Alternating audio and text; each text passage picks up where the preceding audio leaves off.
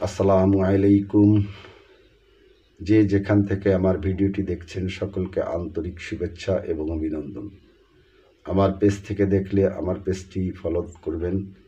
আমার YouTube channel থেকে দেখলে চ্যানেলটি সাবস্ক্রাইব করবেন এবং গঠনমূলক আলোচনা করবেন এবং আমার ভিডিওতে একটি লাইক দিবেন। এদেশে যারা বিএনপিকে গণতন্ত্রের বাইরে রেখে কথা বলার চেষ্টা করছেন, যে বিএনপি গণতন্ত্র ধারণ করে না, এরকম কথা যারা বলার চেষ্টা বলছেন, তা বলছি না, তারা এই দেশের সবচেয়ে বড় শত্রু। কারণ এদেশে বিএনপি নামক দলটি বারবার গণতন্ত্রকে ফিরিয়ে দেওয়ার চেষ্টা করেছে জনগণের হাতে। যেটি হয়েছে 1978 সালে একবার, 1990 সালে একবার, 2014 সালে একবার, 2018 সালে একবার, 2008 সালে একবার, 2024 সালে একবার। সর্বশেষ বিএনপি গণতন্ত্রের জন্য বিএনপির 422 জন নেতাকর্মী ছাত্র জনতার গণ অভ্যুত্থানে প্রাণ দিয়েছে অকাতরে। এই বিএনপিকে যখন গণতন্ত্রের সবক শোনানো হয়, তখন এ জাতি অবাগা ছাড়া আর কিছুই বলবো না।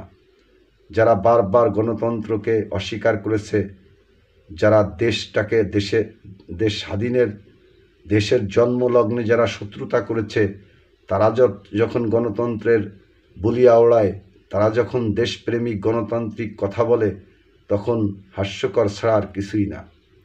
যারা দেশের স্বাধীনতা চায় নাই, যারা এদেশের স্বাধীনতা হোক চায় নাই, তারা যখন বিএনপিকে গণতন্ত্রের সবক শোনায়, তখন হাস্যকর বিষয় ছাড়া আর কিছুই নয়। যারা গণতন্ত্রকে হত্যা করেছে 73 সালে, যারা গণতন্ত্রকে হত্যা করেছে 75 সালে, যারা গণতন্ত্রকে হত্যা করেছে 86 সালে, যারা গণতন্ত্রকে হত্যা করেছে 88 সালে, তারা যখন গণতন্ত্রের সবক শোনায় বিএনপিকে, তখন এদেশের জাতি অবাক দৃষ্টিতে খালি শুনেই যায়।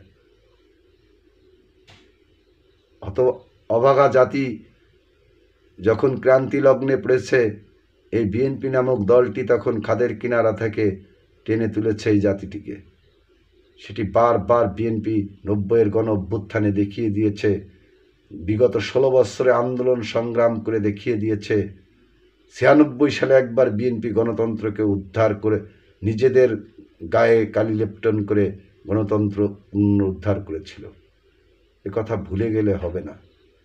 তাই বিএনপি নিয়ে যারা কথা বলেন, তাদের 70 বার ভাবা উচিত। আমি কোন দলটি নিয়ে কথা বলছি, কাদেরকে গণতন্ত্রের সবক দিচ্ছি, কাদেরকে গণতন্ত্র শিখাচ্ছি। গণতন্ত্র যদি এতটাই সহজ হতো, তাহলে শেখ হাসিনাকে ক্ষমতা থেকে নেমে যেতে হতো না, পালিয়ে দেশ ছেড়ে পালাতে হতো না। আজকে যারা বিএনপির নেতা নেত্রীদের নিয়ে বিভিন্ন ভাষায় কথা বলছেন, আমি তাদেরকে বলতে চাই, আপনারা কি গণতন্ত্রর সবক দিচ্ছেন? আগে বিএনপির ইতিহাসটা দেখুন। এদেশে বারবার জীবন দিয়েছে কোন দলটি গণতন্ত্রের জন্য? এদেশে কার ডাকে সাড়ায় স্বাধীনতার সংগ্রামে মানুষ ঝাঁপিয়ে পড়েছিল? বঙ্গবন্ধুর ডাকে, নাকি জিয়াউর রহমানের রেডিও বেতার ভাষণের পরে? একটিবার কেন খেয়াল করেন না? বঙ্গবন্ধুর সেনারা সবাই ভারতে গিয়ে লুকিয়েছিল। এদেশের আমজনতা স্বাধীনতা অর্জন করেছিল। অর্থাৎ আপনাদের বঙ্গবন্ধু এসেই 73-এর বিতর্কিত নির্বাচন করেছিল, কাটাছিড়া নির্বাচন। বঙ্গবন্ধু 75 সালে গণতন্ত্রকে কবর রচনা করেছিল। সেই গণতন্ত্রকে পুনরুদ্ধার করেছিল জিয়াউর রহমান 78 সালে।